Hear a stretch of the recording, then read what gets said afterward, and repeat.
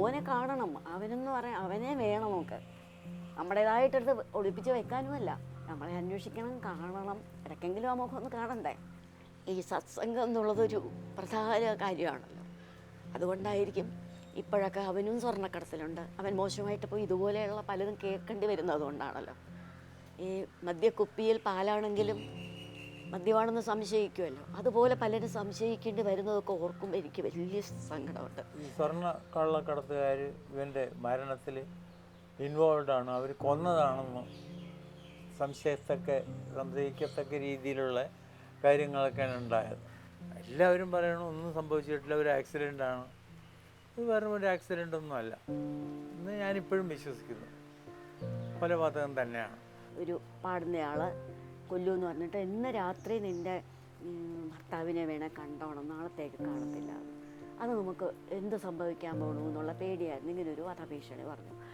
കൊടുക്കുന്നവരൊക്കെ വാങ്ങിക്കുമ്പോൾ നല്ല സുഹൃത്തുക്കളായിരിക്കും, തിരിച്ചേതെങ്കിലും സന്ദർഭത്തിൽ ചോദിക്കുമ്പോൾ ശത്രുക്കളാവും. പോയവർ പോയില്ലേ, പോയി. പക്ഷേ നമുക്കത് എന്താണെന്ന് അറിയണമല്ലോ. അറിഞ്ഞിട്ടൊരു വേറൊന്നും കിട്ടാനുമില്ല. ഇനി ഒരിക്കലും ഇനി എന്ത് കൊടുത്താലും, എത്ര കോടികൾ കൊടുത്താലും, നമ്മുടെ ജീവൻ കൊടുത്താലും ആ ജീവൻ തിരിച്ചു കിട്ടാനും പോകുന്നില്ല. ഒന്നുമില്ല, തീർന്നു.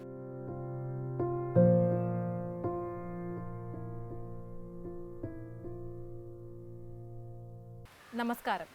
വാർദ്ധക്യം എപ്പോഴും ആഘോഷിക്കപ്പെടേണ്ട ഒരു കാലഘട്ടം തന്നെയാണ്.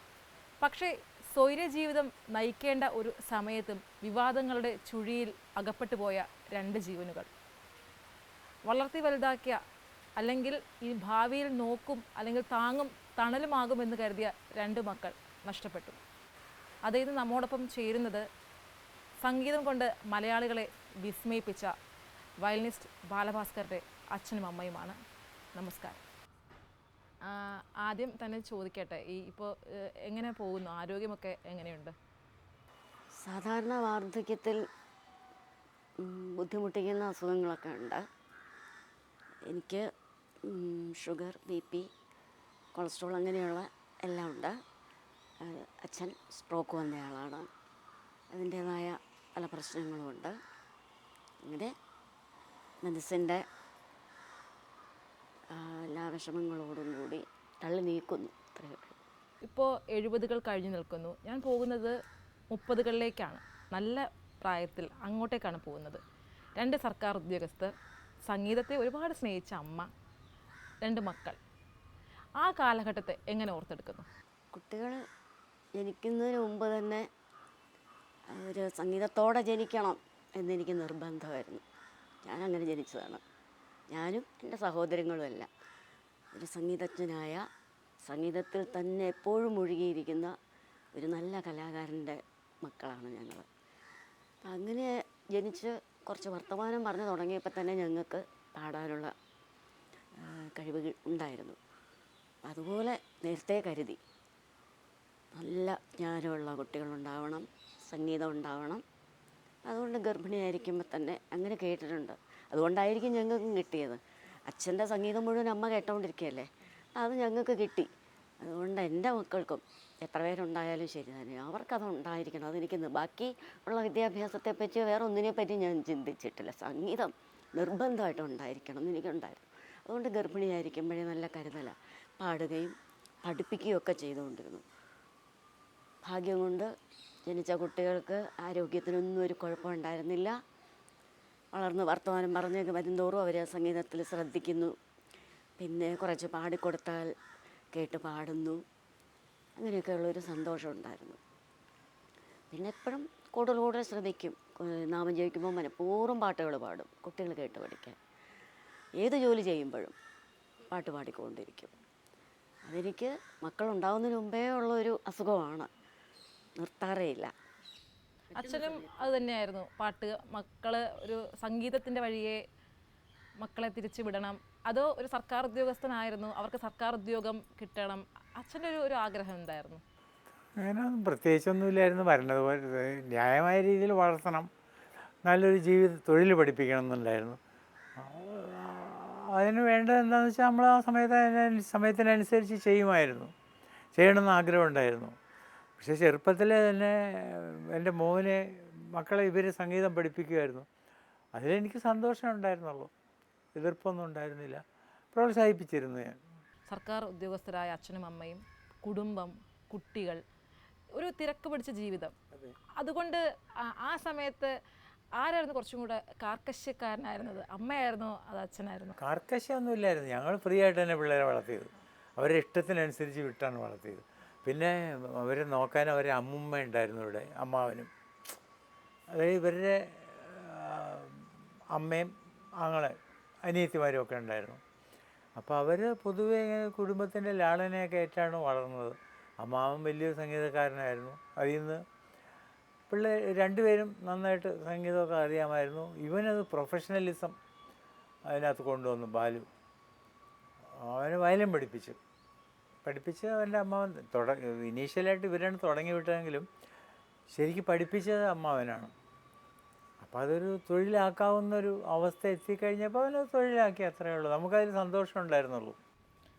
സ്നേഹവും അതുപോലെ സംഗീതവും ഏറ്റ് വളർന്ന രണ്ട് മക്കളാണ് അപ്പോൾ വളരുന്ന കാലഘട്ടത്തിൽ. അപ്പോൾ ഈ മോഡൽ സ്കൂളിൽ പഠിക്കുന്ന സമയത്ത് കലോത്സവങ്ങളിലൊക്കെ പങ്കെടുത്തിരുന്നു, സമ്മാനം വാങ്ങിയിരുന്നു. ആരായിരുന്നു ഇങ്ങനെ കൊണ്ട് നടന്നത് കലോത്സവങ്ങളിലൊക്കെ ഈ തിരക്ക് പിടിച്ച ജീവിതത്തിനിടയ്ക്കും? എനിക്കേ പറ്റുള്ളൂ. ഞാൻ സംഗീത കോളേജിലാണ് ജോലി ചെയ്യുന്നത്. തൊട്ടടുത്തല്ലേ അവൻ മോഡൽ സ്കൂളിൽ. പിന്നെ ശിശുക്ഷേമ സമിതി തൊട്ട അവൻ എൻ്റെ പരിസരത്ത് തന്നെ കാണിച്ചു. 2 വയസ്സുള്ളപ്പോൾ ഡേ കെയറിലാക്കി. അപ്പോഴേ പാടുകയൊക്കെ ചെയ്യും കൊച്ചുകുട്ടിയായിരിക്കുമ്പോഴേ. പിന്നെ മോഡൽ പ്രൈമറി സ്കൂളിൽ അവിടെ നിന്ന് 3ാം ക്ലാസ്സിൽ പഠിക്കുമ്പോഴേ വയലിനിൽ ആദ്യത്തെ സമ്മാനം വാങ്ങിച്ചു. പിന്നെ വായ്പാട്ട, ലളിതഗാനം, ശാസ്ത്രീയ സംഗീതം, വയലിൻ എന്ന് പറഞ്ഞിട്ട് 3 ഐറ്റം ആദ്യമേ തൊട്ട് പങ്കെടുക്കും. പിന്നെ ഗ്രൂപ്പായിട്ട് സ്കൂളിൽ പങ്കെടുപ്പിക്കുന്നതിനൊക്കെ കാണും. പിന്നെ ഹൈസ്കൂളിലോട്ട് പോയപ്പോൾ കൂട്ടുകാരെയൊക്കെ കൂടി സംഘടിപ്പിച്ച് അവനായിരിക്കും അതിന് നേതൃത്വം കൊടുക്കുന്നു. അത് വലിയ ഇഷ്ടമുള്ളൊരു കാര്യമായിരുന്നു. സോളോയെക്കാളും വളരെ ആസ്വദിച്ചിരുന്നത് അതാണ്, കുട്ടികളെയൊക്കെ കൂടെ പങ്കെടുപ്പിച്ച് ചെയ്യുന്നത്. ഈ സൗഹൃദങ്ങൾക്ക് അത്രയേറെ സൗഹൃദങ്ങൾ വേറെയല്ലല്ലോ, ഈ സംഗീത സംബന്ധിയായ സൗഹൃദമല്ലേ. ഗ്രൂപ്പ് സോങ് കാണും. ഈ ഓർക്കസ്ട്ര എന്ന് പറഞ്ഞൊരു വലിയ ബുദ്ധിമുട്ടുള്ള കാര്യമാണ്. മറ്റുള്ള കൂടെയുള്ളവരെയൊക്കെ കൂടെ ശരിയാക്കി രംഗത്ത് അവതരിപ്പിക്കുക. ആദ്യം സ്കൂൾ ലെവല്, പിന്നെ സബ് ജില്ല, റവന്യൂ ജില്ല, സ്റ്റേറ്റ് എന്ന് പറയുമ്പോൾ ഒരു വർഷം കുറേ ദിവസം അതിന് വേണ്ടി പോകും. പിന്നെ ബാക്കി ഗ്രൂപ്പ് ഐറ്റംസ് ഉണ്ട്, പാട്ട്, അങ്ങനെയൊക്കെ ഉണ്ടല്ലോ. പിന്നെ സ്വന്തമായിട്ട് ചേരുന്നതൊക്കെ ഉണ്ട്, എല്ലാത്തിനും ചേരും. പറ്റുമെങ്കിൽ മോണോ ആക്ട് വരെ എന്തൊക്കെ ചെയ്യാമോ അതിനൊക്കെ ഞങ്ങൾ പ്രോത്സാഹിപ്പിക്കുകയേ ചെയ്യുള്ളൂ. പിന്നെ സംഗീത കോളേജിൻ്റെ അടുത്തായതുകൊണ്ട് എനിക്ക് എപ്പോഴും പോയി അന്വേഷിക്കാം. കോമ്പറ്റീഷൻ ദിവസം ആവശ്യമുള്ള സാധനങ്ങളും ഒക്കെ ആയിട്ടെങ്കിൽ ഞാനിങ്ങനെ എസ്കോർട്ട് ആഹാരം കഴിപ്പിക്കണം, അല്ലെങ്കിൽ കൂടെ വയലിൻ, പിന്നെ ബുക്ക്, ഇങ്ങനെ കുറേ സാധനങ്ങൾ കാണുമല്ലോ. അതെല്ലാം കൊണ്ട് പുറകെ ഇങ്ങനെ നടക്കണം. വരികൾ ഓർമ്മിപ്പിക്കണം, പാടാനുള്ളതാണെങ്കിൽ അതൊക്കെ മറന്നു പോകും. അങ്ങനെയൊക്കെ ഒരു സ്വഭാവമാണ് മത്സരത്തിന് പോകുമ്പോൾ. അപ്പോൾ ഞാൻ കൂടെയുള്ളത് അവനെപ്പോഴും നല്ല കോൺഫിഡൻസാണ്, അമ്മയുണ്ടല്ലോ എന്ന്. അപ്പോൾ ഇല്ലാത്തപ്പോൾ പിന്നെ പറഞ്ഞിട്ടുണ്ട് അമ്മ ഞാൻ മിസ് ചെയ്തു എന്ന്. എവിടെയെങ്കിലും ഇത്തിരി ദൂരെയൊക്കെ പോകുമ്പോൾ ചിലപ്പോൾ എനിക്ക് പോകാൻ പറ്റാറില്ല. അങ്ങനെ അതുകൊണ്ട് കലാപ്രോത്സാഹനം അതുകൊണ്ടാണ് പറ്റിയത്. അടുത്തടുത്ത സ്ഥാപനങ്ങളാണ്, രാവിലെ ഉച്ചയ്ക്കും വൈകുന്നേരം ഒക്കെ വേണമെങ്കിൽ പോയി നോക്കാം, ഇങ്ങനെയൊക്കെ ചെയ്യാൻ പറ്റുമായിരുന്നു. ഈ മകനും മകളും തമ്മിൽ 2.5 വയസ്സിൻ്റെ വ്യത്യാസം. ചേച്ചി മീര ചേച്ചിയാണ് മൂത്തത്. അപ്പോൾ ചേച്ചിക്കാണോ സംഗീതത്തോട് കൂടുതൽ വാസന ആദ്യഘട്ടങ്ങളിൽ, അതോ ചേട്ടൻ തന്നെയായിരുന്നു? മോന് തന്നെയാണ്. എന്ന് വെച്ചാൽ മോൾക്ക് ഉണ്ടായിരിക്കും, നേരത്തെ പറയില്ല, ആദ്യം ഉണ്ടായ ആളല്ലേ, ഭക്ത മീരയുടെ ഓർമ്മയ്ക്ക് മീര എന്ന പേരൊക്കെ ഇട്ടത് ഞങ്ങളെല്ലാവരോടും ആലോചിച്ചത്. നമുക്ക് സംഗീതം എന്ന് പറഞ്ഞാൽ അത്ര എല്ലാവർക്കും വലിയ കാര്യമാണ്. അപ്പോൾ അവൾക്കും അതൊക്കെ ഉണ്ടായിരിക്കും എന്നൊക്കെ നമ്മൾ വിചാരിച്ചു. സംഗീത വാസനയുണ്ട്, നല്ല ബുദ്ധിമതിയാണ്. പക്ഷേ അവൾക്ക് സാഹിത്യവാസനയായിരുന്നു കൂടുതൽ. വളർന്നു വരുന്നതോറും കഥ എഴുതും, കവിത എഴുതും, സ്കൂൾ മാഗസീനിലൊക്കെ വന്നിട്ടുണ്ട്. ലാംഗ്വേജ് ഇംഗ്ലീഷിലും മലയാളത്തിലും ഒക്കെ എഴുതുമായിരുന്നു. പിന്നെ സംഗീതമുണ്ട്. പിന്നെ കുറച്ച് ഇരിക്കും എല്ലാവരുടെയും കൂടെയൊക്കെ, കുറച്ച് പാടും, കുറച്ച് വീണ പഠിച്ചു. അല്ലാതെ മോൻ ചെയ്യുന്ന പോലെ ഒരുപാട് പ്രാക്ടീസ് ചെയ്യുകയോ കഷ്ടപ്പെട്ട് അത് വരുത്തുവോ ഇങ്ങനെയൊന്നും ചെയ്തിട്ടില്ല. പിന്നെ സാഹിത്യവാസന എന്തെങ്കിലുമൊക്കെ ചെയ്യട്ടെ, അവരവർക്ക് പറ്റുന്നതെന്ന് പറഞ്ഞിട്ട് കൂടുതൽ കമ്പൽ ചെയ്ത് അവളെ ഒന്നും ചെയ്യിക്കാൻ പറ്റില്ല. അവളുടെ ഇഷ്ടത്തിന് രണ്ടുപേർക്കും അത്രയേ ഉള്ളൂ. നമ്മുടെ വഴിക്ക് നമ്മൾ കൊണ്ടുവരാൻ ശ്രമിച്ചിട്ടില്ല. പറ്റുന്നതൊക്കെ അവരെ പ്രോത്സാഹിപ്പിച്ചു. ഏറ്റവും ഇപ്പം വിവാദങ്ങളുണ്ടായ സമയത്താണ് അച്ഛനെയും അമ്മയും മാധ്യമങ്ങൾക്ക് മുന്നിൽ കാണാൻ തുടങ്ങിയത്. അപ്പോൾ അതാണ് അറിയുന്നത് അമ്മ ഒരു പാട്ടുകാരിയാണ്, അല്ലെങ്കിൽ സംഗീതത്തെ അത്രയേറെ സ്നേഹിക്കുന്ന ആളാണ്, സംഗീത കുടുംബമാണെങ്കിൽ കൂടിയും അത്രയും സംഗീതം ഉപാസിക്കുന്ന അറിയാവുന്ന. അപ്പോൾ ഈ ഗർഭാവസ്ഥയിലും അതുപോലെ മക്കൾ ജനിച്ച സമയത്തും ഈ അവരേറ്റവും കൂടുതൽ, അല്ലെങ്കിൽ അതിന് ശേഷവും അമ്മയെ കൊണ്ട് പാട്ട് പാടിക്കാനോ അമ്മയെ ഇതിലൂടെ കൊണ്ടുവരാനോ ഒക്കെ ശ്രമിച്ചിരുന്നു? അമ്മയ്ക്ക് അതിന് താല്പര്യം? എങ്ങനെയെന്ന് വെച്ചാൽ എനിക്ക് ഒരുപാട് ദുഃഖങ്ങൾ തന്നുകൊണ്ടിരിക്കുകയായിരുന്നു ദൈവം എപ്പോഴും. പറഞ്ഞാൽ മോള് ഒബിസിറ്റി അതേ തുടർന്ന് അവൾ അങ്ങനെ ഉൾവലിയാണ്, കുറേശ്ശെ ഡിപ്രഷൻ തുടങ്ങി. 14 വയസ്സിലൊരു സർജറി, അതിന് മുമ്പ് ഒരുപാട് ടെസ്റ്റുകൾ. അപ്പോൾ ജീവിതം ആദ്യമേ നമുക്കിങ്ങനെ പ്രശ്നങ്ങളോടുകൂടിയാണ്. അപ്പം അതിനിടയ്ക്ക് മോൻ്റെ പഠിത്തം ശ്രദ്ധിക്കൽ, പിന്നെ ഇങ്ങനെ അടുത്ത വീട് അല്ലെങ്കിൽ ഇങ്ങനെ ആൾക്കാരുള്ളത് കൊണ്ട് അവരുടെയൊക്കെ സഹായത്തോടെ നമുക്ക് എല്ലാം കൂടെ കൊണ്ടുപോകാൻ പറ്റി. വീട്ടിൽ കൊണ്ട് അമ്മയുടെ അടുത്താക്കിയാൽ പഠിത്തവും നടക്കും, ബാക്കി വേണ്ട ശ്രദ്ധയൊക്കെ കിട്ടും. കുറേ ദിവസം അവിടെ നിർത്തേണ്ടി വരും, കുറച്ച് ദിവസമുള്ള ട്രീറ്റ്മെൻറ്റും ഒക്കെ ആണല്ലോ അവൾക്ക്. അപ്പം അങ്ങനെയൊക്കെ കുറേ ബുദ്ധിമുട്ടുകളൊക്കെ ഉണ്ടായിരുന്നു. അപ്പം നമുക്ക് ആദ്യമേ രക്തത്തിൽ കെട്ടിയതാണ് ദൈവഭക്തി. സംഗീതവും ഭക്തിയും കൂടെ ഒന്നിച്ചു പോകേണ്ടതാണ്. അത് ആദ്യമേ ഉണ്ട്. നമ്മളെല്ലാത്തിനും ആ ശക്തികളെയാണ് വിശ്വസിച്ച് മുന്നോട്ട് പോയത്. അപ്പോൾ കുറച്ച് ഈ സംസ്കൃതവും സംഗീതവും അറിയാവുന്നതുകൊണ്ട് കുറച്ച് വരികൾ എഴുതും. എല്ലാം ഇതാണ് ഈ പാലയാന്ന് പറഞ്ഞിട്ട്, അല്ലാതെ എനിക്ക് സാഹിത്യവാസനയോ കവിത്വമോ ഒന്നുമില്ല. പക്ഷേ എൻ്റെ ഭക്തി, എൻ്റെ വിഷമങ്ങൾ അറിയിക്കാൻ ഞാൻ അതൊരു മാർഗമായിട്ട് കണ്ടിട്ട് പാട്ട് എഴുതുമായിരുന്നു. ഏതമ്പലത്തിൽ പോയാലും അവിടുത്തെ പ്രതിഷ്ഠയെപ്പറ്റി, നമ്മുടെ അമൃതാനന്ദമയി അമ്മയുടെ പാട്ട് വരെ ഞാൻ അവിടെ പോയി കണ്ടിട്ടുണ്ട്, അമ്മയെ കണ്ടിട്ടുണ്ട്. അപ്പോൾ അമ്മയെ അടുത്ത് പ്രാർത്ഥിക്കുന്നതായിട്ട് കുറേ എഴുതും. ഏത് സ്ഥലത്ത് പോയാലും സായിബാബയാണെങ്കിൽ സായിബാബ, അങ്ങനെയൊക്കെ കുറേ എഴുതുമായിരുന്നു. അപ്പോൾ ഞാനത് ഒരു മോൻ്റെ കല്യാണവും കഴിഞ്ഞിട്ടാണ്. അപ്പോൾ ആ സമയത്തൊക്കെ നമ്മുടെ ഇതൊന്നും അവരാരും ശ്രദ്ധിക്കുന്നില്ല. അച്ഛൻ പ്രോത്സാഹിപ്പിക്കും. അച്ഛനും അച്ഛൻ്റെ കുടുംബമൊക്കെ സംഗീതത്തിൽ വളരെ താല്പര്യമുള്ളവരാണ്, ആരും കൈകാര്യം ചെയ്യുന്നവരല്ല. പക്ഷെ വലിയ അഭിമാനമുള്ളവർക്ക് സംഗീത കുടുംബമാണ്, സംഗീതം കൈകാര്യം ചെയ്യുന്നവരാണ്. നമ്മുടെ അതുപോലെ അപ്രീഷിയേറ്റ് ചെയ്യുന്നതാണ് എഴുതുന്നതിനെ പറ്റിയൊക്കെ. ഞാൻ വലിയ എന്തോ ആണെന്നൊക്കെ വേണമെങ്കിൽ പറയും. പക്ഷേ എനിക്ക് അത്രയ്ക്കൊന്നുമില്ല, പാണ്ഡിത്യമൊന്നുമില്ല. ഉള്ളത് വെച്ച് ഞാനിങ്ങനെ പാട്ട്, ദൈവത്തിനല്ലേ, തുളസി ദളം കൊടുത്താലും വെള്ളം കൊടുത്താലും തൃപ്തിപ്പെടുന്ന ദൈവമല്ലേ. അപ്പം എൻ്റെ പാട്ട് കൊണ്ട് തൃപ്തിപ്പെടുമെന്ന് വിചാരിച്ചു. പിന്നെ ഒരു ഇളനിലക്കാരനില്ലാതെ, ഒരു പൂജാരി ഇല്ലാതെ എൻ്റെ പൂജ അവർ സ്വീകരിക്കുമെന്ന് വിചാരിച്ചു. എൻ്റെ വിഷമങ്ങൾക്ക് അവരൊരു പരിഹാരം കാണുമെന്ന് വിചാരിച്ചു. എൻ്റെ കുട്ടികൾക്ക് ആയുരാരോഗ്യങ്ങൾ കൊടുക്കണം, നല്ല ബുദ്ധി കൊടുക്കണം. പല പാട്ടിലുമൊക്കെ ഞാൻ എൻ്റെ മോന് സത്സംഗം കൊടുക്കണം, അതാണല്ലോ ഏറ്റവും പ്രധാനം. പക്ഷേ എൻ്റെ പ്രാർത്ഥനകളൊന്നും കേട്ടില്ല. ഈ സത്സംഗം എന്നുള്ളതൊരു പ്രധാന കാര്യമാണല്ലോ. അതുകൊണ്ടായിരിക്കും ഇപ്പോഴൊക്കെ അവനും സ്വർണ്ണക്കടത്തിലുണ്ട്. അവൻ മോശമായിട്ട് പോയി ഇതുപോലെയുള്ള പലതും കേൾക്കേണ്ടി വരുന്നത് കൊണ്ടാണല്ലോ. ഈ മദ്യക്കുപ്പിയിൽ പാലാണെങ്കിലും മദ്യമാണെന്ന് സംശയിക്കുമല്ലോ, അതുപോലെ പലരും സംശയിക്കേണ്ടി വരുന്നതൊക്കെ ഓർക്കുമ്പോൾ എനിക്ക് വലിയ സങ്കടമുണ്ട്. ഞാൻ അങ്ങനെയൊന്നും അല്ല വിചാരിച്ചത്.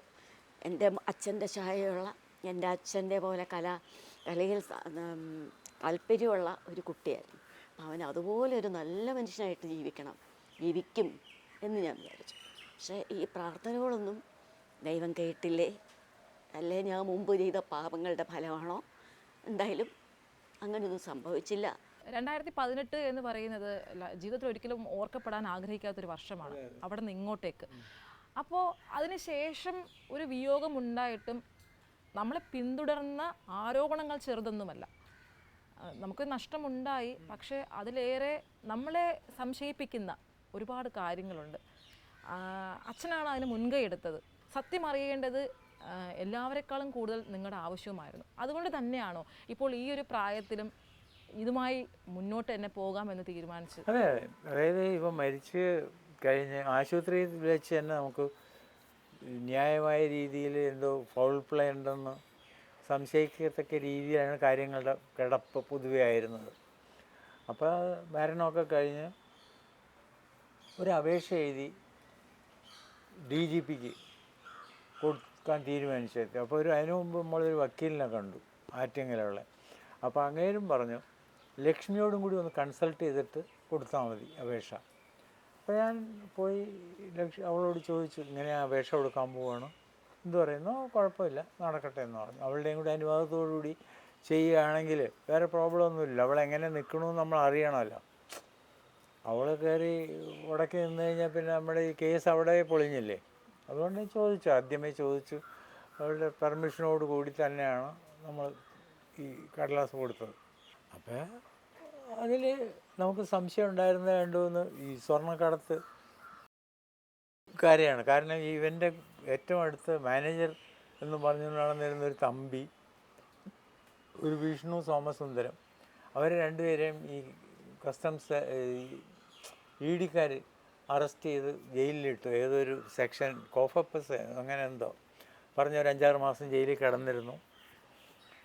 ന്യായമായും നമ്മൾ മനസ്സിലാക്കിയിടത്തോളം ആളുകളുടെ സംസാരത്തിൽ നിന്നുള്ള കേട്ടറിവൊക്കെ കൊണ്ട് ഈ സ്വർണ്ണ കള്ളക്കടത്തുകാർ ഇവൻ്റെ മരണത്തിൽ ഇൻവോൾവാണ്, അവർ കൊന്നതാണെന്ന് സംശയിക്കത്തക്ക രീതിയിലുള്ള കാര്യങ്ങളൊക്കെയാണ് ഉണ്ടായത്.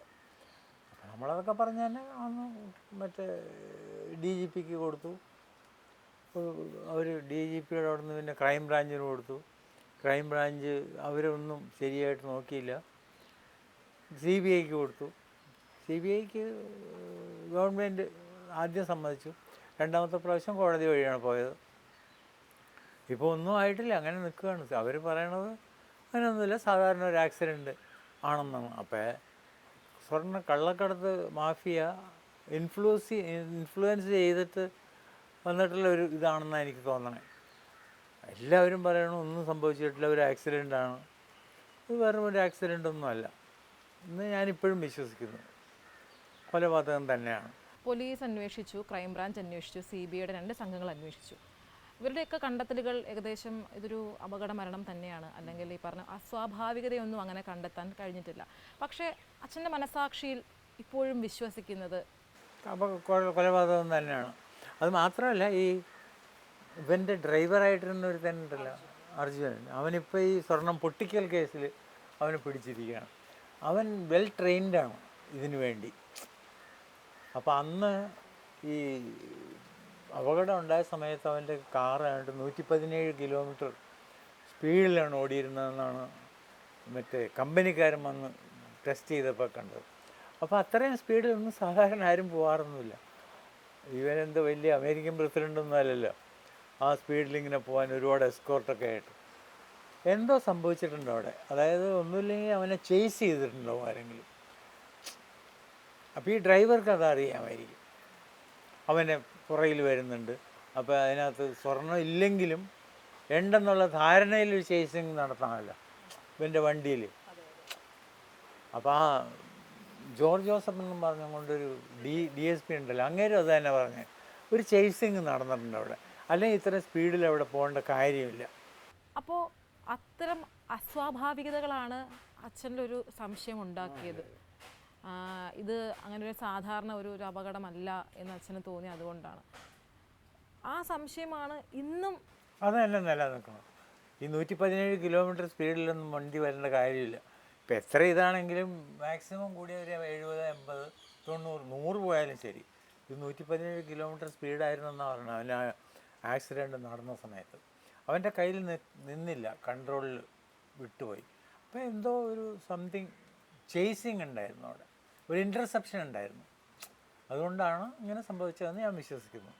ഈ അപകടം അല്ലെങ്കിൽ ആ ഒരു ജീവൻ നഷ്ടപ്പെട്ടു എന്ന സംഭവത്തിൽ ആളുകൾ ഇന്നും ചർച്ചയാക്കുന്നത് ഇതൊരു കുടുംബകലഹത്തിൻ്റെ ഭാഗമാണ്. ഇതിലൊരു കുടുംബകലഹമുണ്ട്, 2 വീട്ടുകാരും, അപ്പം മകൻ്റെ കുടുംബവും ഇപ്പം നമ്മുടെ ഇവിടുത്തെ ഫാമിലി രണ്ട് തട്ടിലാണെന്നൊക്കെയാണ് ഒരു പൊതു സംസാരം, അല്ലെങ്കിൽ ഈ ഒരു വിഷയം ചർച്ചയായപ്പോൾ പുറത്തു വന്നത്. പക്ഷെ അങ്ങനെ അല്ല. ഞാൻ മനസ്സിലാക്കിയെടുത്തോളം അത്രയും സ്നേഹമുള്ള മകൻ, ഈ 2018 എന്ന് പറയുമ്പോഴേക്കും ചേച്ചിയുടെ ചികിത്സയ്ക്കായി കൂടെ നിന്ന മകൻ, അച്ഛൻ വയ്യാതായപ്പോൾ കൂടെ 10 ദിവസം ആശുപത്രിയിൽ അച്ഛന് വേണ്ടി കാവൽ നിന്ന മകനാണ്. പിന്നെ മകൻ നല്ല സൗകര്യത്തിൽ ജീവിക്കുമ്പോൾ അച്ഛനും അമ്മയും അതുപോലെ നല്ല സൗകര്യത്തിൽ ജീവിക്കണം എന്ന് ആഗ്രഹിച്ച് അതിനുവേണ്ടിയും ഒരു പുതിയ വീടൊക്കെ വാങ്ങാനൊക്കെ മോൻ പദ്ധതി ഇട്ടിരുന്നില്ലേ? അങ്ങനെ പറഞ്ഞിരുന്നു. അതിനുവേണ്ടി ശ്രമിക്കുന്നുണ്ടായിരുന്നു. ഞങ്ങൾക്കൊരു മാറ്റം വരുത്തണമെന്ന് വെച്ചാൽ ഞങ്ങളെ അന്ന് കാണുമ്പോൾ അവന് വല്ലാത്തൊരു വിഷമം തോന്നുമായിരുന്നു, നമ്മുടെ ജീവിത രീതി, ആരോഗ്യ പ്രശ്നം. അതുകൊണ്ട് ഞങ്ങളെ ഒരു കുറച്ചുകൂടി സ്പേഷ്യസ് ആയിട്ടുള്ള കുറേ സൗകര്യങ്ങളുള്ള ഒരു വീട്ടിലോട്ട് മാറ്റണം, ചേച്ചിക്ക് ഒരു അവളെ നല്ല വഴിക്ക് കൊണ്ടുവരണം. വെച്ചാൽ ഡിപ്രസ്ഡായിട്ട് ഇങ്ങനെ ഒതുങ്ങിയിരിക്കുകയല്ലേ, ആ ആരോഗ്യ പ്രശ്നമൊക്കെ മാറ്റി അവൾക്കൊരു നല്ല ജീവിതം ഉണ്ടാവണം എന്നൊക്കെ വലിയ ആഗ്രഹമായിരുന്നു. അതിനുവേണ്ടി അവളുടെ പുറകെ കുറേ ശ്രമിച്ചു. ചികിത്സയ്ക്ക് മുൻകൈ എടുത്തു. അതുകൊണ്ടാണ് അത്രയും നടന്നത്. അവൻ ശ്രമിച്ചതുകൊണ്ട് ഹോസ്പിറ്റലിലോട്ട് ഇറങ്ങി 14 ദിവസം അവിടെ ട്രീറ്റ്മെൻറ്റായി. അപ്പോഴത്തേക്കും ആക്സിഡൻറ്റ് നടന്നു. ഒരു മൊബൈൽ പുതിയത് കൊടുത്തു, ഇനിയും സമയമുണ്ട്, നമുക്ക് രക്ഷപ്പെടാമെന്നൊക്കെ കുറേ കാര്യങ്ങളൊക്കെ പറഞ്ഞ് ഒരു ബുക്ക് വാങ്ങിച്ചു കൊടുത്തു, മോട്ടിവേറ്റ് ചെയ്യാനായിട്ട്. കുറേ നല്ല കാര്യങ്ങളൊക്കെ അപ്പം നടന്നു. കൂടെ തമ്പി ഒക്കെ കാണും ഇതുപോലെയുള്ള സന്ദർഭങ്ങളിലൊക്കെ. ചിലപ്പോൾ അവരുടെ ഇടയ്ക്കൊക്കെ അതൊരു ഡിസ്കഷനായി കാണും.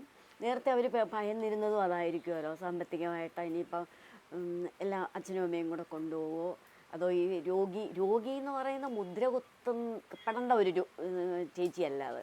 ചിലർ വിചാരിക്കുന്ന അങ്ങ് കടന്ന കിടപ്പിലായിരുന്നു, ആ ബാധ്യത കൂടെ ബാലു ഏറ്റെടുക്കണമായിരുന്നു എന്നൊക്കെ പറയുന്നുണ്ട്. അങ്ങനെയല്ല, അവൾ ഡിപ്രസ്ഡ് ആയിരുന്നു. എന്ന് വെച്ചാൽ സ്വന്തം ശരീരത്തിൻ്റെ ഒരു വശത്ത് ബുദ്ധിമുട്ട്, ഈ ഒബിസിറ്റിയൊക്കെ. അത് കഴിഞ്ഞപ്പോൾ വിദ്യാഭ്യാസ തടസ്സം ഇങ്ങനെ നിരന്തരം വന്നുകൊണ്ടിരിക്കുന്നു. അപ്പോൾ അതൊക്കെ സഹിച്ചു പോകാൻ പറ്റുമായിരുന്നില്ല. അപ്പോൾ അതുകൊണ്ട് ലോകത്തോട് മുഴുവൻ ഒരു വെറുപ്പ്. ആരെയും ഞങ്ങളോട് പോലും അങ്ങനെ സംസാരിക്കാറില്ല. എനിക്ക് തോന്നുന്നു 22ാമത്തെ വയസ്സിലെ ആ ഒരു വിവാഹമല്ല രണ്ടുപേരും എതിർത്തത്. ആ ഒരു പ്രായവും അതുപോലെ വിദ്യാഭ്യാസത്തിലുണ്ടാകുന്ന നഷ്ടം, സംഗീതത്തിൽ ഇനിയും പഠിച്ചുയരേണ്ട ആളാണ്. അപ്പോൾ അമ്മയും അച്ഛനും ചിലപ്പോൾ ഒരു എതിർപ്പ് പ്രകടിപ്പിച്ചത് അതിലായിരിക്കാം. അതാണ് ഈ ഒരു വിവാഹം എന്ന് പറഞ്ഞാൽ ചില ആളുകൾ നിസ്സാരമായിട്ട് പറയാം, രണ്ടുപേരും ഇഷ്ടപ്പെട്ടു അവനെ അങ്ങനെ അല്ലല്ലോ. പിന്നെ ഒരുപാട് നമ്മുടെയൊക്കെ ജീവിതം കൊണ്ട് അറിയാം, രണ്ടുപേരുടെ കല്യാണം കഴിഞ്ഞു എന്ന് പറഞ്ഞിട്ട് അങ്ങോട്ട് പെട്ടെന്ന് എല്ലാവർക്കും സമാധാനമാവുന്ന ഒന്നല്ല. പിന്നെ കിടക്കുന്നേ ഉള്ളൂ പ്രശ്നങ്ങളൊക്കെ, ജീവിതത്തിൻ്റെ ബുദ്ധിമുട്ടുകൾ, രണ്ടുപേർക്കും വരുന്ന മാറ്റങ്ങൾ. പിന്നെ ഇതെല്ലാം മനസ്സിൽ ഞങ്ങൾക്ക് അറിയാമല്ലോ, ഇതെല്ലാം കണ്ടിട്ടല്ലേ. പിന്നെ വലിയ പ്രതീക്ഷ പറഞ്ഞില്ലേ, സംഗീതത്തിൽ തന്നെ നമുക്ക് വലിയ പ്രതീക്ഷയായിരുന്നു. വെറും ഒരു MA സ്റ്റുഡൻ്റ് അല്ല അവൻ അതിനേക്കാളും പ്രധാനമായിട്ട് ചെയ്യേണ്ടിയിരുന്നത് സംഗീത പഠനമായിരുന്നു. അത് മറ്റ് പരീക്ഷകൾ പോലെയല്ല, എപ്പോഴും പഠിക്കാനുണ്ട്, ഒരിക്കലും നിർത്തി വയ്ക്കാവുന്നതല്ല. പുതിയത് പഠിച്ചുകൊണ്ടിരിക്കുക, പ്രാക്ടീസ് ചെയ്യുക, മണിക്കൂറുകളോളം. എന്നാലേ നമുക്ക് സ്റ്റേജിൽ 3 മണിക്കൂർ ആളുകൾ ആസ്വദിക്കുന്ന മട്ടിൽ ചെയ്യാൻ പറ്റൂ. പൊരുത്തപ്പെട്ട് പോവാത്തത് കൊണ്ടാണ് ഒന്ന് അകന്നിരുന്നത്, അല്ലാതെ അതിൽ വേറെ പ്രശ്നം നിങ്ങൾ തമ്മിൽ ഒന്നുമില്ല. സാധാരണ വീടുകളിലൊക്കെ അമ്മായിയമ്മ മരുമകള് പ്രശ്നം, വഴക്ക്, മണ്ണെണ്ണ ഒഴിച്ചു, പെട്രോൾ ഒഴിച്ചു, അല്ലെങ്കിൽ ചീത്ത വിളിച്ചു എന്ന് ഒരുപാട്. ഞങ്ങൾ തമ്മിൽ കണ്ടിട്ടേ ഇല്ല. അതാ ഒരു പ്രശ്നം. ഞാൻ എന്തെങ്കിലും വിഷമിപ്പിക്കുന്ന രീതിയിൽ സംസാരിക്കും, മോൻ്റെ അടുത്ത് പോലും വീട്ടുകാരൊന്നും പറയാറില്ല. ഇങ്ങോട്ട് വരെ നമ്മളോട് നമ്മുടെ കുശലം ചോദിക്കുന്നു, ചായ കുടിക്കുന്നു ചോദിക്കുന്നു, അങ്ങനെ കുറച്ച് കാര്യങ്ങളല്ലാതൊന്നുമില്ല. പിന്നെ വിവാഹം എന്ന് പറയുന്നത് അംഗീകരിക്കാൻ പറ്റാത്തത് പല കാരണങ്ങൾ കൊണ്ടാണ്. ചെറിയ പ്രായം, വിദ്യാഭ്യാസം പൂർത്തിയാക്കിയിട്ടില്ല. പിന്നെ സഹോദരി മൂത്തതാണ്, 2.5 വയസ്സ്. അവൾ വിദ്യാഭ്യാസ തടസ്സം കൊണ്ടും അവളുടെ ആരോഗ്യ പ്രശ്നം കൊണ്ടും വളരെ ഡിപ്രസ്ഡാണ്. മുമ്പൊക്കെ ഞാനിത് വിളിച്ച് പറയാത്ത ഈ ഡിപ്രഷൻ എന്നുള്ള വാക്കൊക്കെ പറയുന്നത് അവളെ ബാധിക്കും. എൻ്റെ മോളുള്ളപ്പോൾ ആരെങ്കിലും ചോദിക്കുമ്പോൾ ഇൻ്റർവ്യൂവിലുമൊക്കെ എനിക്ക് എല്ലാ കാര്യങ്ങളും ഇങ്ങനെ പറയാൻ പറ്റില്ല. ഇപ്പോൾ ഒരു ഭാഗ്യം എന്ന് ഞാൻ പറയുന്നില്ല, പക്ഷേ മോളില്ലാത്തതുകൊണ്ട് ഞാൻ തുറന്നു പറയുകയാണ്. അവളൊരു വല്ലാത്ത കണ്ടീഷനിലാണ്. പക്ഷേ ഭ്രാന്തിയല്ല, അതും ചിലർ വിചാരിക്കുന്നുണ്ട് മാനസിക രോഗിയായിരുന്നു. അല്ല, ആ ദുഃഖവും അവളുടെ പ്രശ്നങ്ങളും എനിക്ക് മനസ്സിലാവും, ഞങ്ങൾക്ക് മനസ്സിലാവും. പക്ഷെ പുറത്തുള്ളവർക്ക് അത് അറിഞ്ഞുകൂടാ. എപ്പോഴെങ്കിലും ഈ ഒരു അവസാന സമയങ്ങളിൽ മകൻ എപ്പോഴെങ്കിലും പറഞ്ഞിട്ടുണ്ടോ ഇനി വിദേശയാത്രകളൊന്നും വേണ്ട? പറഞ്ഞു. അത് അവസാനമാണ്, മരിക്കുന്നതിനൊക്കെ അടുപ്പിച്ച്. വിദേശയാത്രയല്ല, ഒരു പരിപാടിയും ഈ ക്ലാസിക്കൽ അല്ലാതെ വേറെ ഒന്നും ചെയ്യാൻ ഉദ്ദേശിക്കുന്നില്ല. ഇനി ഞാൻ നിർത്താൻ പോണതൊക്കെ ഈ കല്യാണ കച്ചേരി, ഫ്യൂഷൻ, അതൊക്കെ മാറ്റി ഓൺലി പ്യുവർ ക്ലാസിക്കൽ. എന്തുകൊണ്ടാണെന്ന് ചോദിച്ചിട്ടുണ്ടോ? അതെന്താ? കുറേ ഒരുപാട് ഇമ്പ്രൂവ് ചെയ്യാനുണ്ടെന്ന് പറഞ്ഞു. ആ ക്ലാസിക്കൽ ബേസിൽ ഇമ്പ്രൂവ് ചെയ്യാൻ പറ്റുള്ളൂ. മറ്റേതിങ്ങനെ വായിച്ചുകൊണ്ട് നടന്ന് കാശുണ്ടാക്കാന്നുള്ളതല്ലാതെ ആ പ്രൊഫഷണൽ ഇമ്പ്രൂവ്മെൻ്റ് ഉണ്ടല്ലോ, ആ പ്രൊഫഷണലായിട്ടുള്ള ആ എഫിഷ്യൻസി മെയിൻറ്റെയിൻ ചെയ്യണമെങ്കിൽ ക്ലാസിക്കൽ തന്നെ വീണ്ടും പ്രാക്ടീസ് ചെയ്ത് പെർഫെക്റ്റ് ആക്കണം. ഇനി ഞാനത് ചെയ്യാൻ പോകണം, മറ്റേതൊക്കെ നിർത്താൻ പോകണം, പഠിപ്പിക്കുകയും വേണം. അപ്പോൾ ഈ തിരിച്ചറിവുണ്ടായ സമയം, അതായത് വിദേശയാത്രകൾ മതിയാക്കുന്നു, നമ്മൾ അതായത് അച്ഛനമ്മ അവരുടെ ഒരു ജീവിതം കുറച്ചും കൂടെ മെച്ചപ്പെട്ടതാക്കണം, സഹോദരിയുടെ ചികിത്സ, അങ്ങനെ ഒരു തിരിച്ചറിവുണ്ടായ സമയത്താണ് മകൻ്റെ വിയോഗം. അപ്പം അതും ഒരു കാരണമാണ് അച്ഛനിൽ സംശയം ഉണ്ടാക്കാൻ. അതെ, കാരണം ആ സമയത്ത് ഞങ്ങളിൽ നിന്നും അകറ്റാനായിട്ട് ഈ പറഞ്ഞ അവൻ്റെ കുറേ ആളുകൾ ശ്രമിച്ചിരുന്നു. അവൻ്റെ ഫ്രണ്ട്സ് എന്ന് പറയാം, അല്ലെങ്കിൽ അങ്ങനെയുള്ള ആളുകൾ അവരുടേതാക്കി അവനെ വയ്ക്കാനായിട്ടൊരു ശ്രമം നടത്തിയിട്ടുണ്ട് അവർ. അപ്പോൾ അതൊക്കെ എന്തോ ഒന്നും അറിഞ്ഞുകൂടാ, നമുക്ക് സംശയങ്ങളുണ്ട് ഇഷ്ടം പോലെ, അത്രേ ഉള്ളൂ. പക്ഷേ ഈ സംശയങ്ങളൊന്നും ഇതുവരെ ദൂരീകരിക്കപ്പെട്ടിട്ടില്ല. ഈ അന്വേഷണങ്ങളാണ് ഇപ്പോഴും നിലനിൽക്കുന്നു. ലക്ഷ്മിയുടെ ഇൻ്റർവ്യൂവിൽ തന്നെ ഉണ്ടായിരുന്നു, നമുക്ക് ഈ ബാലുച്ചേട്ടൻ്റെ ഫോൺ തമ്പിയുടെ കയ്യിലാണ് ഉണ്ടായിരുന്നത്. അത് കുറച്ച് ദിവസം കഴിഞ്ഞ് അത് പോലീസിന് മടക്കി കൊടുക്കുകയുണ്ടായി. മടക്കി കൊടുത്തതല്ല, അവർ റെയ്ഡ് ചെയ്ത് അവൻ്റെ വീട്ടിൽ നിന്ന് എടുത്താണ്. ഒരു ഫോട്ടോ എൻ്റെ പറയിൽ വെച്ചിരുന്നു. അതെ, അങ്ങനെ കണ്ടുപിടിക്കുകയുണ്ടായി. പക്ഷേ അതിൽ ലക്ഷ്മിക്ക് യാതൊരു സംശയവുമില്ല, അതൊരു അസ്വാഭാവികതയുമില്ല.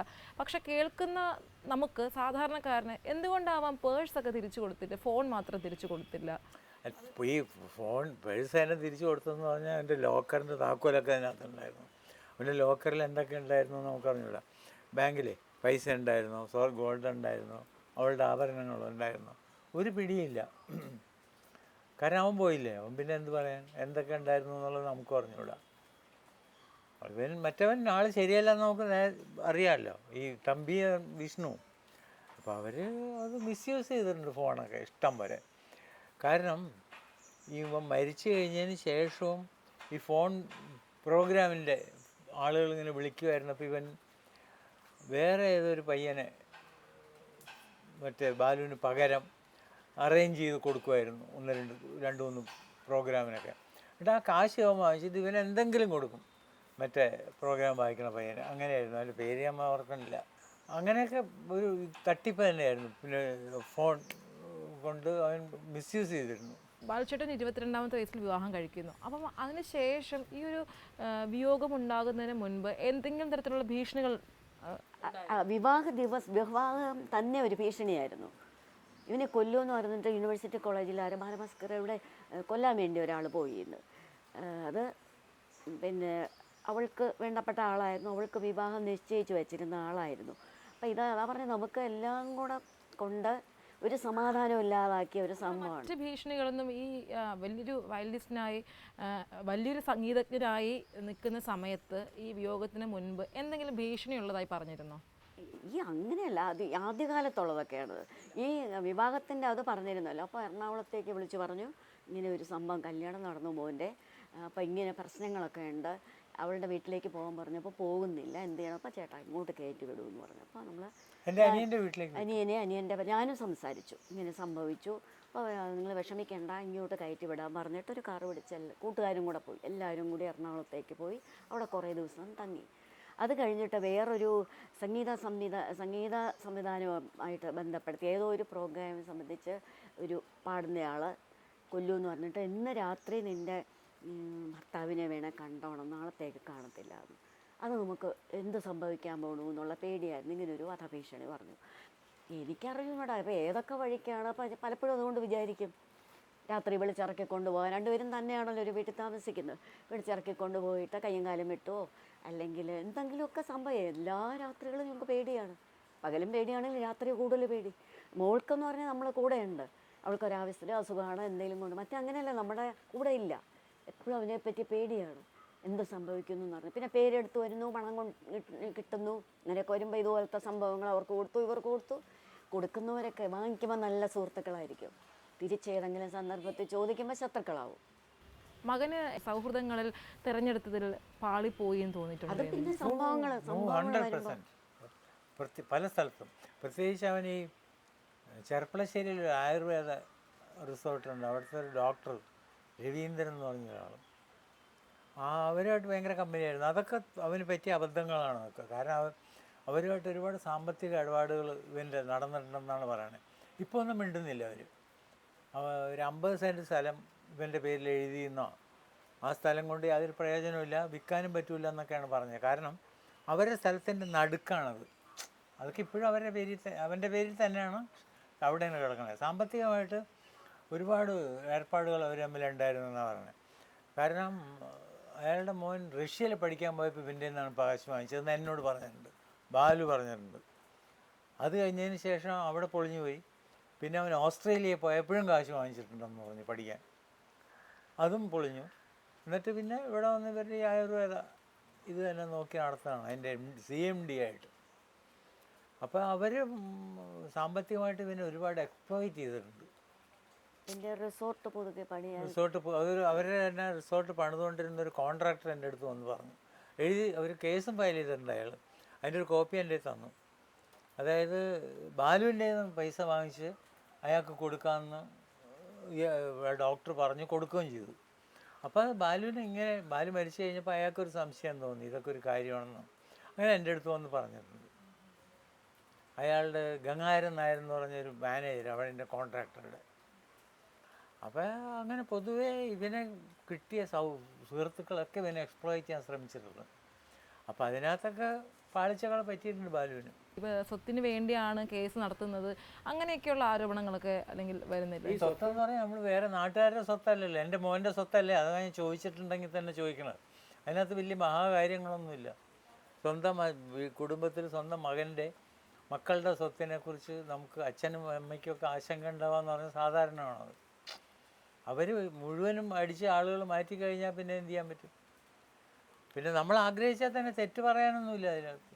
എൻ്റെ മോൻ്റെ പൈസയല്ലേ ഞാൻ ചോദിക്കണത് അല്ലെങ്കിൽ എടുക്കണത്, വേറെ ആളുകളുടെ അല്ലല്ലോ. ഈ പറയണവരുടെ സ്വത്ത് അടിച്ചു മാറ്റാൻ ഞാൻ ശ്രമിച്ചിട്ടില്ലല്ലോ.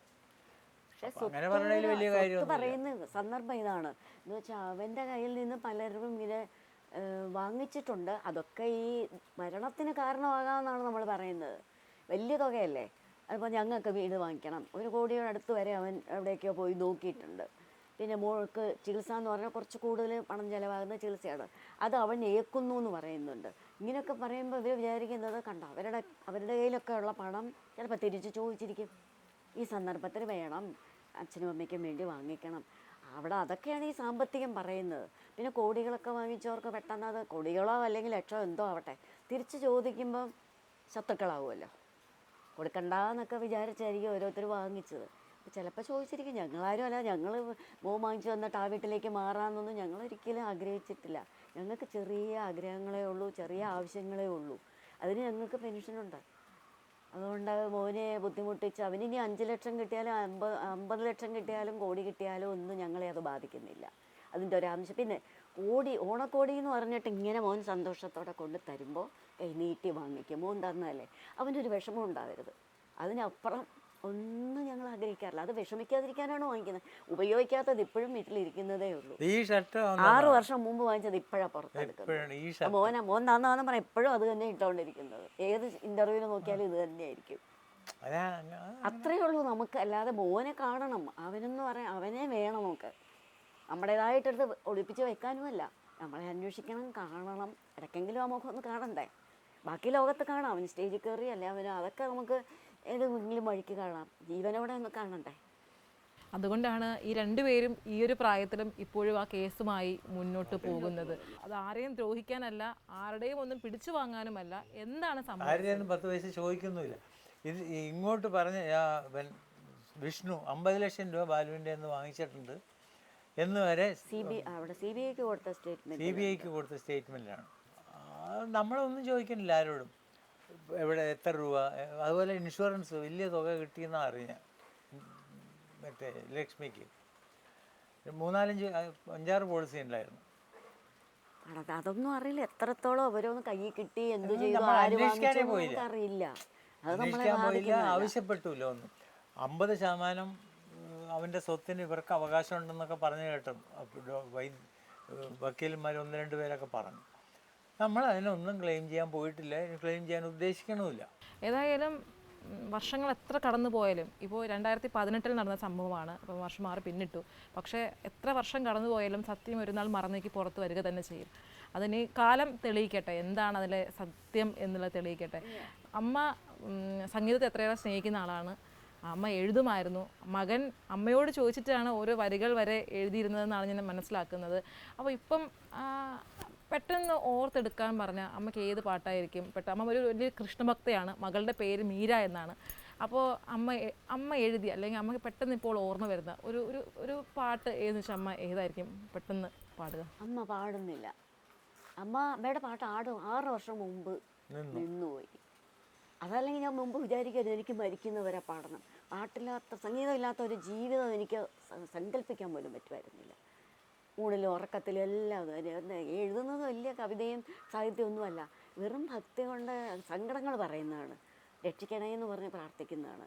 കുട്ടികളെ അവർക്ക് ആയുരാരോഗ്യ സൗഖ്യം കൊടുക്കണം, സത്സംഗം കൊടുക്കണം, ഇങ്ങനത്തെ അപേക്ഷകൾ മാത്രമാണ് എൻ്റെ പാട്ടെന്ന് പറയുന്നത്. നല്ല ശബ്ദവും ദൈവം തന്നിട്ടില്ല. പാടി മറ്റുള്ളവരെ സന്തോഷിപ്പിക്കാത്ത തരത്തിലില്ല. എനിക്ക് സ്വയം ഇങ്ങനെ പൂജിക്കാൻ, സംഗീത അർച്ചന നടത്താനുള്ള ഒരു മാത്രമേ എനിക്ക് കിട്ടിയിട്ടുള്ളൂ.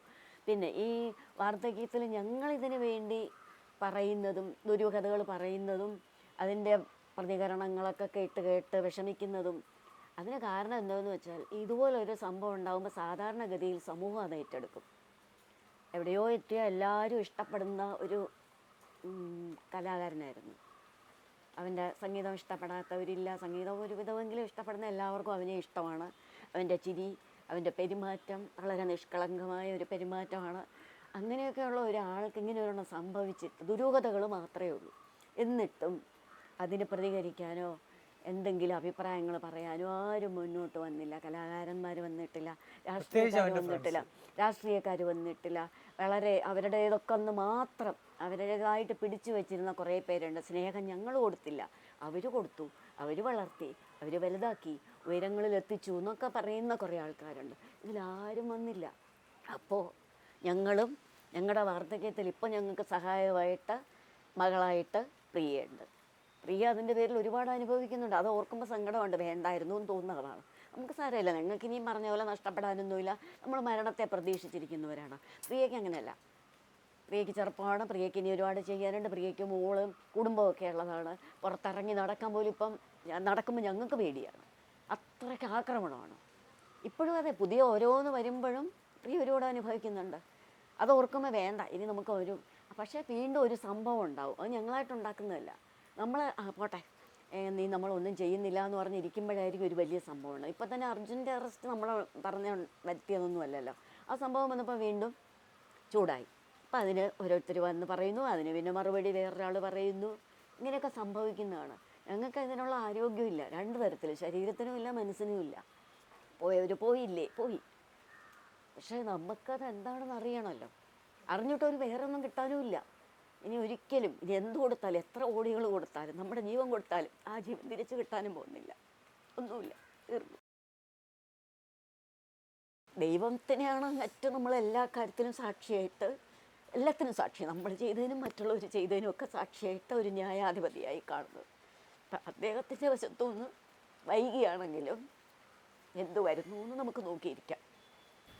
ഏതായാലും വാക്കുകൾ കൊണ്ട് ആക്രമിക്കുന്നവരോട് എനിക്ക് പറയാനുള്ളത് ഈ രണ്ട് ജീവനുകളുടെയും വാക്കുകൾ ഒന്ന് കേൾക്കുക എന്നാണ്.